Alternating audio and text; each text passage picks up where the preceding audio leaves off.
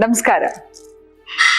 ಇತ್ತೀಚೆಗೆ ಒಂದು ಹೊಸ ರಿಸರ್ಚ್ ಮೂಲಕ ತಿಳಿದು ಬಂದಿದ್ದೇನಪ್ಪ ಅಂತ ಹೇಳಿದ್ರೆ, ಈ ಡೇಟಿಂಗ್ ಆ್ಯಪ್ಸ್ಗಳಲ್ಲಿ ಹೆಚ್ಚಾಗಿ ಮದುವೆ ಆದವರು ಪುರುಷರು ಈ ಡೇಟಿಂಗ್ ಆ್ಯಪ್ಸ್ಗಳಲ್ಲಿ ಅವ್ರನ್ನ ಇನ್ವಾಲ್ವ್ ಮಾಡ್ಕೋತಾ ಇದ್ದಾರೆ. ಯಾಕೆ ಹೀಗೆ? ಅರೌಂಡ್ 148% ಅಷ್ಟು 2 ವರ್ಷದಲ್ಲಿ ಏರಿಕೆ ಕಂಡಿದೆ. ಅಲ್ಲದೆ ಪುರುಷರ ಸಂಖ್ಯೆ 65% ಆದರೆ ಸ್ತ್ರೀಯರ ಸಂಖ್ಯೆ 35% ಮ್ಯಾರಿಡ್ ಕಪಲು ಇಂತಹ ಒಂದು ಡೇಟಿಂಗ್ ಆ್ಯಪ್ಸ್ಗಳಲ್ಲಿ ತಮ್ಮನ್ನು ತಾವು ಎನ್ರೋಲ್ ಮಾಡ್ಕೋತಾ ಇದ್ದಾರೆ. ಯಾಕೆ ಹೀಗೆ? ಮುಂಚೆ ಎಲ್ಲೋ ಒಂದು ಕಡೆ ಕೇಳ್ತಾ ಇದ್ವಿ, ಈ ಅನೈತಿಕ ಸಂಬಂಧಗಳಂತ ಹೇಳಿದ್ರೆ ನಮಗೆ ತುಂಬ ಇರ್ಸು ಮುರ್ಸು ಆಗೋದು ಅಸಹ್ಯ ತರ್ತಕ್ಕಂತಹ ಸಂಗತಿ ಆಗಿತ್ತು. ಆದರೆ ಇದನ್ನು ನಾವು ನ್ಯೂ ನಾರ್ಮ್ ಮಾಡ್ಕೋತಾ ಇದ್ದೀವ? ಯಾಕೆ ಮದುವೆ ಆದವರು ಹೆಚ್ಚಾಗಿ ಈ ಡೇಟಿಂಗ್ ಆ್ಯಪ್ಗಳಲ್ಲಿ ಮೊರೆ ಹೋಗ್ತಾ ಇದ್ದಾರೆ ಅಂತ ಹೇಳಿದ್ರೆ, ಇದು ವಿಚಿತ್ರ ಅನಿಸ್ಬೋದು, ಆದರೆ ಇದು ಸತ್ಯ.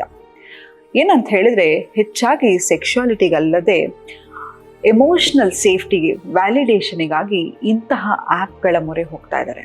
ಆದರೆ ನಿಮಗೆ ಗೊತ್ತಾ, ಸನಾತನ ಧರ್ಮದಿಂದ ಕೂಡ ಈ ಮದುವೆ ಎಂಬ ಬುನಾದಿ ಏನಿದೆಯೋ ಇವತ್ತು ತನಕ ಅದು ಸ್ಟ್ರಾಂಗ್ ಆಗಿ ಯಾಕೆ ಎದ್ದು ನಿಂತಿದೆ ಅಂತ ಹೇಳಿದ್ರೆ, ಮದುವೆ ಎಂಬ ಇನ್ಸ್ಟಿಟ್ಯೂಷನ್ಗೆ ಇವತ್ತು ಕೂಡ ಯಾವುದೇ ರೀತಿಯ ರೀಪ್ಲೇಸ್ಮೆಂಟ್ ಇಲ್ಲ. ಒಂದು ಮದುವೆ ಅಂತ ಹೇಳಿದ್ರೆ 2 ಫ್ಯಾಮಿಲಿಗಳು ಕೂಡಿ ನಡೀತಕ್ಕಂತಹ ಒಂದು ಸಮಾರಂಭ ಅಂತಲ್ಲ. ಮದುವೆ ಅಂತ ಹೇಳಿದ್ರೆ ಅದನ್ನೇ ಹೇಳ್ತೀನಿ, ನಾವೆಲ್ಲರೂ ವೆಡ್ಡಿಂಗ್ ಅಂತ ಫೋಕಸ್ ಮಾಡ್ತೀವಿ ಹೊರತು ಮ್ಯಾರೇಜ್ ಅಂದರೆ ಒಂದು ಹುಡುಗ ಒಂದು ಹುಡುಗಿಯ ಮಧ್ಯೆ ಒಂದು ಪರ್ಸ್ನಾಲಿಟಿ ಅಥವಾ ಮುಂದೆ ಅವರ ಒಂದು ಫ್ಯೂಚರನ್ನು ಸೃಷ್ಟಿ ಮಾಡ್ತಕ್ಕಂಥದ್ದು. ಒಂದು ಮದುವೆ ಏನನ್ನ ಪ್ರಾಮಿಸ್ ಮಾಡಿದೆ ಗೊತ್ತಾ? ಅವರ ದೈಹಿಕ ನೀಡ್ಸ್ಗಳಾಗಿರಬಹುದು, ಅವರ ಎಮೋಷ್ನಲ್ ಆರ್ಥಿಕ ನೀಡ್ಸ್ ಆಗಿರಬಹುದು, ಸಾಮಾಜಿಕವಾದ ನೀಡ್ಸ್ ಆಗಿರ್ಬೋದು, ಬಯಾಲಜಿಕಲ್ ಅಂತ ಹೇಳಿದ್ರೆ ಒಂದು ಪುರುಷ ಸೇರಿ ಒಂದು ಮಗುವನ್ನು ಮಾಡಿ, ಒಂದು ಉನ್ನತವಾದ ಒಂದು ಮಗು ಮಾಡಿ ಒಂದು ಸಮಾಜಕ್ಕೆ ಕೊಡ್ತಕ್ಕಂಥ ಕಾಂಟ್ರಿಬ್ಯೂಷನ್ ಆಗಿರ್ಬೋದು, ಇಂತಹ ಎಲ್ಲ ಇರ್ತಕ್ಕಂಥ ಒಂದು ಸಿಸ್ಟಮ್ ಅಂತ ಹೇಳಿದ್ರೆ ಮದುವೆ. ಅದಕ್ಕೆ ಇವತ್ತು ತನಕ ರೀಪ್ಲೇಸ್ಮೆಂಟ್ ಇಲ್ಲ. ಲಿವಿಂಗ್ ಟುಗೆದರ್ ಬಂದರೂ ಕೂಡ ಆ ಅನ್ಸರ್ಟನಿಟಿ, ಆ ಇನ್ಸೆಕ್ಯೂರಿಟಿಯಿಂದ ಅದನ್ನು ನಾವು ಅಳವಡಿಸ್ಕೊಳ್ಳಲಿಲ್ಲ. ಆದರೆ ಎಲ್ಲವೂ ಚೆನ್ನಾಗಿರುತ್ತೆ, ಮದುವೆ ಆಗಿರುತ್ತೆ, 10-15 ವರ್ಷ ಆಗಿರುತ್ತೆ, ಮಕ್ಕಳು ಇರ್ತಾರೆ. ಆದರೆ ಇಂತಹ ಡೇಟಿಂಗ್ ಆ್ಯಪ್ಗಳಿಗೆ ಯಾಕೆ ಹೋಗ್ತಾ ಇದ್ದಾರೆ ಅಂತ ಹೇಳಿದ್ರೆ, ಎಲ್ಲೋ ಒಂದು ಕಡೆ ಒಂದು ಸಂಗಾತಿ ಮೋಸ ಮಾಡಿದರೆ, ಒಂದು ಕಡೆ ಅವರ ಮೇಲೆ ರಿವೆಂಜ್ ತೀರಿಸ್ಕೊಳ್ಳೋಕ್ಕೆ ಕೆಲವರು ಅಂಥ ಆ್ಯಪ್ಗಳಿಗೆ ಹೋಗ್ತಾರೆ. ಇನ್ನು ಕೆಲವರು ಎಲ್ಲೋ ನನ್ನ ಗಂಡ ಅಥವಾ ನನ್ನ ಹೆಂಡತಿ ನನಗೆ ಮೊದಲು ಕೊಡ್ತಿದ್ದಂತಹ ಅಟ್ಯಾಚ್ಮೆಂಟ್ ಆಗಿರ್ಬೋದು, ಅಟೆನ್ಷನ್ ಆಗಿರ್ಬೋದು, ವ್ಯಾಲಿಡೇಷನ್ ಆಗಿರ್ಬೋದು, ಇಲ್ಲದೆ ಇರೋದಾಗಿರ್ಬೋದು. ಎಷ್ಟೋ ಸತಿ ನೋಡಿ, ನಾವು ಎಲ್ಲರೂ ಕೂಡ ಅಪ್ರಿಸಿಯೇಷನನ್ನು ಎಕ್ಸ್ಪೆಕ್ಟ್ ಮಾಡ್ತಾ ಇರ್ತೀವಿ. ನಾನು ಕಷ್ಟಪಟ್ಟು ಕೆಲಸ ಮಾಡಿದ್ದೀನಿ ಅಂದರೆ ನನ್ನ ಬಾಸು ಸೂಪರಾಗಿ ಕೆಲಸ ಮಾಡಿದ್ಯಾ ಅಂತ ಹೇಳಿದ್ರೆ ಆ ಇಡೀ ದಿನ ನಮಗೆ ಏನು ಇನ್ಕ್ರಿಮೆಂಟ್ ಬೇಕು ಅಂತಿಲ್ಲ, ಆದರೆ ಖುಷಿ ಪಡ್ತಾ ಇರ್ತೀವಿ.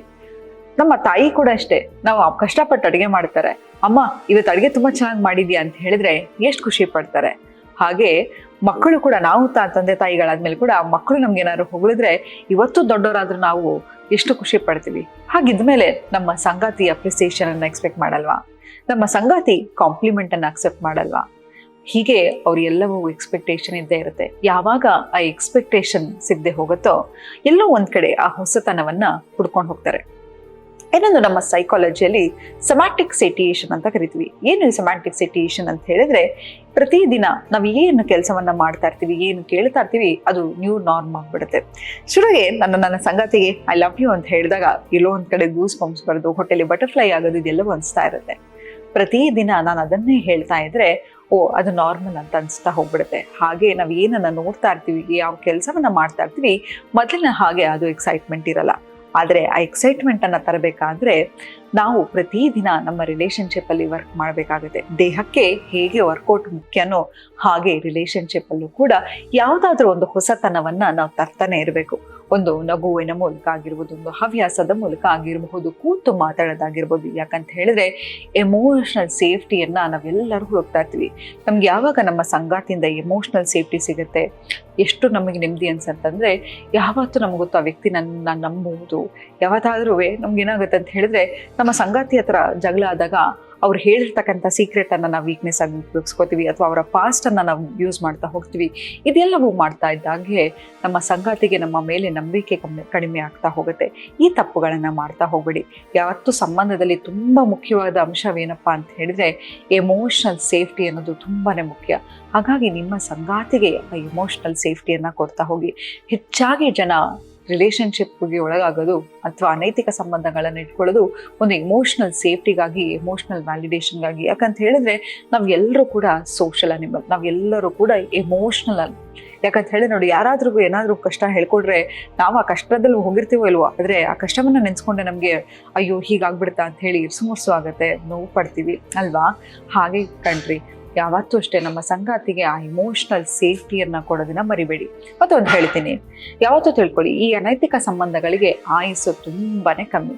ಹಬ್ಬಬ್ಬ ಅಂತ ಹೇಳಿದ್ರೆ ಒಂದು 3 ವರ್ಷದಿಂದ 5 ವರ್ಷ ತನಕ ಅಂತ ಹೇಳ್ಬೋದು. ಯಾಕಂತ ಹೇಳಿದ್ರೆ ಇಂತಹ ಸಂಬಂಧಕ್ಕೆ ಒಂದು ಸೀಕ್ರೆಸಿನೇ ಒಂದು ಬಬ್ಬಲ್ ಆಗಿರುತ್ತೆ. ಯಾವಾಗ ಯಾರಿಗೂ ಒಂದು ಸಂಗಾತಿಗೆ ಈ ವಿಷಯವನ್ನು ಗೊತ್ತಾದಾಗ ಆ ಬಬಲ್ ಬರ್ಸ್ಟ್ ಆಗ್ತಾ ಹೋಗುತ್ತೆ, ಮತ್ತೆ ಆ ರಿಲೇಶನ್ಶಿಪ್ ಅಲ್ಲಿ ಯಾವುದೇ ಇರ್ತಕ್ಕಂಥ ಎಕ್ಸೈಟ್ಮೆಂಟ್ ಇರಲ್ಲ. ಹಾಗಾಗಿ ಇದೆಲ್ಲವೂ ಕೂಡ ನೀರಿನ ಮೇಲೆ ಇದ್ದಂತಹ ಗುಳ್ಳೆ ತರ. ಅಂತಹ ಒಂದು ಆಮಿಷಕ್ಕಾಗ್ಲಿ ಆಸೆಗಾಗ್ಲಿ ಒಳಗಾಕೋಕೆ ಹೋಗ್ಬೇಡಿ. ಯಾಕಂತ ಹೇಳಿದ್ರೆ ಈಗ ನೋಡಿ, ನನಗೆ ಸಾವಿರಾರು ಜನ ಫ್ರೆಂಡ್ಸ್ ಇದ್ದಾರೆ ಅಂತ ಇಟ್ಕೊಳ್ಳೋಣ, ಫೇಸ್ಬುಕ್ ಅಲ್ಲಿ, ಇನ್ಸ್ಟಾಗ್ರಾಮ್ ಅಲ್ಲಿ ನಾನು ಫೋಟೋ ಹಾಕಿದಾಗೆಲ್ಲ ಅವರೆಲ್ಲ ಲೈಕ್ ಕೊಡ್ತಾರೆ ಅಂತ ತಿಳ್ಕೊಳ್ಳೋಣ. ಆದ್ರೆ ನನಗೆ ಒಂದು ಕಷ್ಟ ಇದೆ, ನೋವಾಗ್ತಿದೆ, ಯಾರಾದ್ರೂ ಹೇಳ್ಕೋಬೇಕು ಅಂತ ಹೇಳಿದ್ರೆ ಒಬ್ರು ಫ್ರೆಂಡ್ ನಮ್ ತಲೆಗೆ ನೆನಪಾಗ್ತಾರ? ಯಾರತ್ರಾದ್ರೂ ಹೇಳ್ಕೋಬೇಕು ಅಂತ ಅನ್ಸತ್ತಾ? ಇಲ್ಲ ಅಲ್ವಾ? ಎಲ್ಲವೂ ಕೂಡ ಬಣ್ಣ ಲೋಕ. ನಮ್ಗೆಲ್ಲ ಅನ್ಸುತ್ತೆ ಹಬ್ಬ ಎಂತ ಆಪ್ಷನ್ ಇದೆ ಅಂತ. ಹಾಗಾಗಿ ಇದನ್ನ ಮಾಡ್ತಾ ಹೋಗ್ಬೇಡಿ. ಮತ್ತೆ ಇನ್ನೊಂದು ಏನಪ್ಪ ಆಗಿದೆ ಅಂತ ಹೇಳಿದ್ರೆ, ನಮ್ಗೆಲ್ಲರಿಗೂ ಕೂಡ ಅಬಂಡನ್ಸ್ ಅಲ್ಲಿ ಈಗ ಎಲ್ಲವೂ ಸಿಗ್ತಾ ಇದೆ. ಹೇಗೆ ಮುಂಚೆ ಅಂದ್ರೆ ಮನೆಗೆ ಒಂದು ಗ್ರಾಸರಿ ತರಬೇಕಿದ್ರೆ ಒಂದು ಇಡೀ ವಾರ ಕೂತ್ಕೊಂಡು ಲಿಸ್ಟ್ ಮಾಡ್ಬೇಕಿತ್ತು. ಇವತ್ತು ಏನ್ ಸಾಮಾನ್ ಬೇಕು, ಈರುಳ್ಳಿ ಇಷ್ಟು ಬೇಕು, ಆಲೂಗಡ್ಡೆ ಇಷ್ಟು ಬೇಕು, ಸಂತೆಗೆ ಹೋದಾಗ ತರೋಣ, ಮಾರ್ಕೆಟಿಗೆ ಹೋಗೋದಾಗ ತರೋಣ ಅಂತ ಎಲ್ಲರೂ ಲಿಸ್ಟ್ ಮಾಡ್ಕೋತಾ ಇದ್ವಿ. ಇವತ್ತು ಏನಾಗಿದೆ, ಈ ಒಂದು ಆ್ಯಪಲ್ ಮೂಲಕ 10 ನಿಮಿಷದಲ್ಲಿ ಮನೆಗೆ ಬಂದ್ಬಿಡುತ್ತೆ ಅಲ್ವಾ? ಎಲ್ಲವೂ ಕೂಡ ಸುಲಭವಾಗಿ ಸಿಗ್ತಿದೆ. ಒಂದು ಬ್ಯಾಂಕಿಗೆ ಹೋಗೋ ಗೋಜ್ಲಿಲ್ಲ, ಎಲ್ಲಿಗೆ ಹೋಗ್ಬೇಕನ್ನೋ ಗೋಜ್ಲಿಲ್ಲ, ಎಲ್ಲವೂ ಕೂಡ ಮನೆ ಬಾಗಿಲಿಗೆ ಬಂದಾಗ. ಹಾಗೆ ನಮಗೂ ಅಷ್ಟೇ, ನನ್ನ ಗಂಡನ ಜೊತೆ, ನನ್ನ ಸಂಗಾತಿ ಜೊತೆ ಜಗಳ ಆಯ್ತಾ, ನನ್ನ ಹೆಂಡತಿ ಜೊತೆ ಜಗಳ ಆಯ್ತಾ, ತಗೊಂಡು ಆ್ಯಪಲ್ಲಿ ಯಾರ ತನ್ನಾರು ಹೇಳ್ಕೊಳ್ಳೋಣ, ಯಾರಿಗಾದ್ರೂ ನನ್ನ ಕಷ್ಟವನ್ನ ಹೇಳ್ಕೊಳ್ಳೋಣ, ಒಂದು ಎಕ್ಸೈಟ್ಮೆಂಟ್ ಅನ್ನ ಹುಡ್ಕೋಣ, ಇದೆಲ್ಲವೂ ಅನ್ಸುತ್ತೆ. ಆದ್ರೆ ಒಂದ್ ಹೇಳ್ತೀನಿ ಕಣ್ರಿ, ಯಾವತ್ತೂ ತಿಳ್ಕೊಳ್ಳಿ, ನಮ್ಗೆ ಯಾವ್ದು ಬೋರ್ ಅನ್ಸತ್ತೆ. ಈಗ ನಮಗೂ ಅಷ್ಟೇ, ನಮ್ಮ ತಂದೆ ತಾಯಿ ಹೇಳಿದ್ದೇ ಹೇಳ್ತಾ ಇರ್ತಾರಪ್ಪ ಅಂತ ಬೋರ್ ಅನ್ಸುತ್ತೆ. ಆದ್ರೆ ಒಂದ್ಸತಿ ಅಡ್ವೈಸ್ ನಿಲ್ಮೇಲೆ ಅವ್ರನ್ನ ಎಷ್ಟು ಮಿಸ್ ಮಾಡ್ಕೋತಾ ಹೋಗ್ತೀವಿ. ಹಾಗೆ ಎಲ್ಲವೂ ದೂರದ ಬೆಟ್ಟ ತುಂಬಾ ನುಣ್ಣು ಕಾಣಿಸುತ್ತೆ, ಆದ್ರೆ ಅವ್ರ ಜೊತೆ ಇದ್ದಾಗ್ಲೇ ನಮ್ಗೆ ಗೊತ್ತಾಗೋದು. ಯಾಕಂತ ಹೇಳಿದ್ರೆ ನಮ್ಗೇನ್ ಅನ್ಸುತ್ತೆ, ಅಬ್ಬಾ ಅವ್ರಿಗೆ ಎಷ್ಟು ಒಳ್ಳೆ ವ್ಯಕ್ತಿ, ಮುಂಚೆನೆ ಸಿಕ್ಕಿದ್ರೆ ಎಷ್ಟು ಚೆನ್ನಾಗಿರ್ತಿತ್ತು ಅಂತ ಅನ್ಸುತ್ತೆ. ಆದ್ರೆ ಖಂಡಿತ ಸುಳ್ಳು.